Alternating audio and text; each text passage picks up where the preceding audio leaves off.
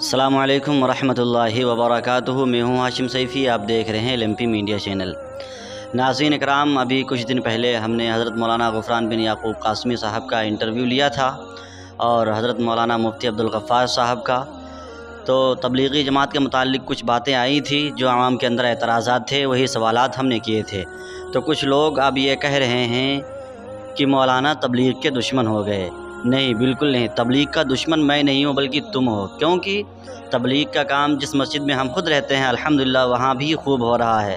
हम खुद सुबह आधे घंटे की तालीम करते हैं और असर बाद भी लोगों को किताब सुनाते हैं, इशा बाद भी सुनाते हैं, मशवरा करते हैं और बहुत सारे उमूर हैं जो हम खुद करते हैं अल्हम्दुलिल्लाह।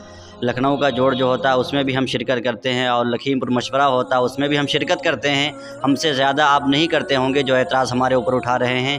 देखिए, एक शख्स, हमने उस इंटरव्यू में ये मिसाल दी थी कि एक शख्स नमाज़ पढ़ता है कपड़े उतार करके, बरहना नमाज़ पढ़ता है, तो उससे मौलाना साहब अगर कहेंगे कि भाई ये नमाज का तरीक़ा गलत है, आप जिस तरह पढ़ रहे हैं गलत है, हर कोई कहेगा, मौलाना साहब ही नहीं बल्कि हर कोई कहेगा।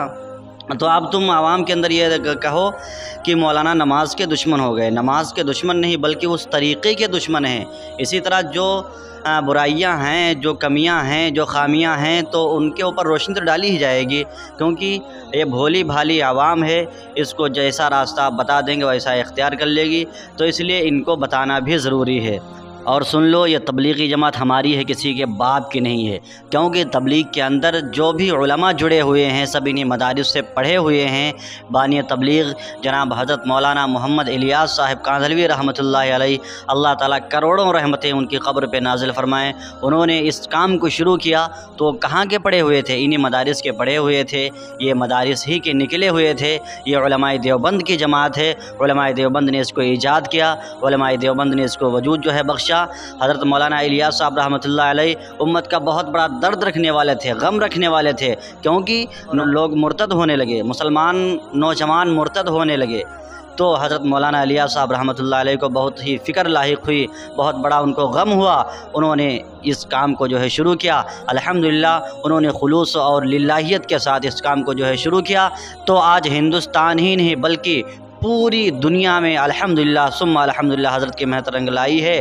और जहाँ भी काम चल रहा है वहाँ आपको मदारिस से पढ़े हुए उलमा इकराम ही मिलेंगे, क्योंकि ये उलमा इकराम ही का काम है। ये तबलीगी जमात उलमा इकराम ही की जमात है।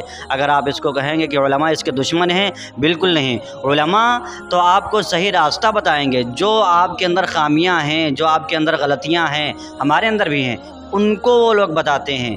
हज़रत मुफ्ती अब्दुल ग़फ़्फ़ार साहब ने जो बातें बताई, यकीनन मैं मानता हूँ उन्होंने सब सच और सही बातें बताई।